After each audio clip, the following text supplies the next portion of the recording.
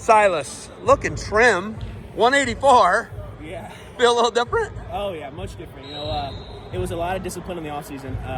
Just shrinking my body down and doing the best I could to get rid of some body fat while maintaining as much lean mass and muscle as I could. So, unfortunately, now I kind of have a system down to where I feel good. I recover fast off the scale, so it feels good there. Were you the 2022 or the 2023 Big Ten champ at 197? The 2023 Big Ten champ. I could, because these years, everything since COVID's weird. Yeah, for sure. But coming down, you won the Big Ten title at 97. Now you're down at 84. How much bigger do you feel like being able to grab guys? Like I watch Lenny.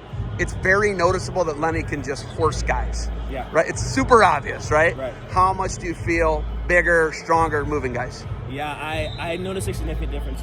My weight cut is kind of the biggest weight cut that you usually see. You don't see a lot of guys come down from heavyweight to 97. So the 97 to 84 heavy or cut, that 13 pounds is kind of the biggest cut that you can kind of make in college wrestling.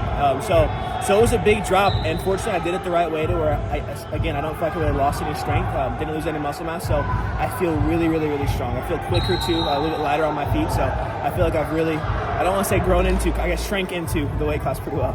How do you feel like, how many years left do you have eligibility-wise?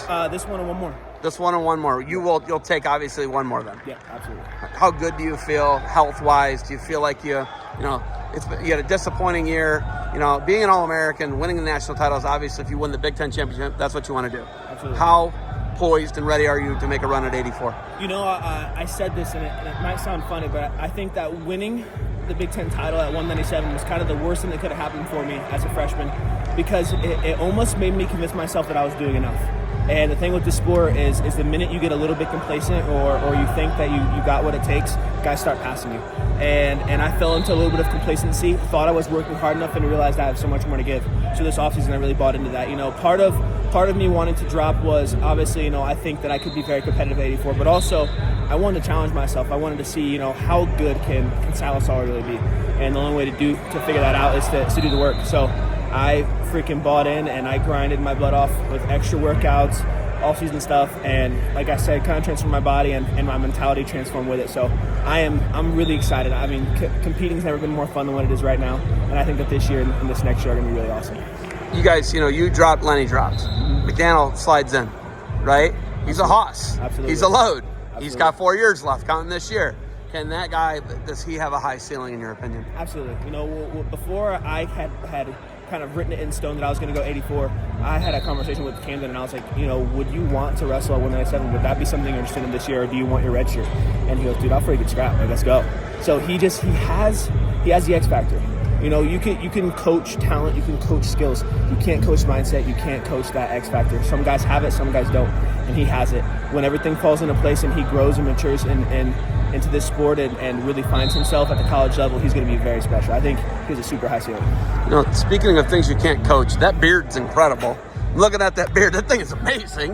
Okay, I got a horrible, patchy, white trashy one. How do you get such an amazing beard, dude? Man, it's just lucky genetics. I've had a beard since I was 15 years old. That thick? Has it always been that thick? It got really thick really fast. I remember as a sophomore, I got shook because I went to a wrestling meet and the guy rubbed my face, the official at weigh-ins, and goes, "You got to shave, man."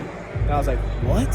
What do you mean I have to shave?" And I felt it. I was like, "I am scruffy. That's crazy." And I started shaving, and before I knew it, I had a full beard, and the rest is history. Johnny DeJulius was filming the match for your father-in-law? Yeah, Johnny's is that right? Awesome. Yeah, he's awesome. He's awesome. So my father-in-law actually has a podcast called Fighting for Success. You should check it out. It's awesome. But he has a podcast, and he's had guys like Johnny, Jordan Burroughs, just a lot of big names in the sport on his podcast, and he's kind of developed a relationship with Johnny. To the point to where 2 years ago, we were out here for U23s, and Johnny, my father-in-law, my brother-in-law all went skydiving together.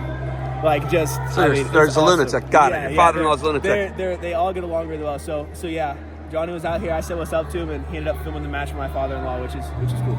Okay. We're gonna be able to watch the match later tonight on GoHioCast. I know you because you got the stickers. Awesome. Let's go. Yeah, and then you can already see most of it on IG. So you'll go check all that out. I know you will. Absolutely. Yeah, I got to the wife about it too, so she can check it out. Awesome. All right. I know I got to grab some other guys. You got anything else? No, just go Big Red and keep watching out for us. We have a special team, and I think we're going to do some really cool stuff this year. All right, man. Congrats on the title today. Thank you. I appreciate it.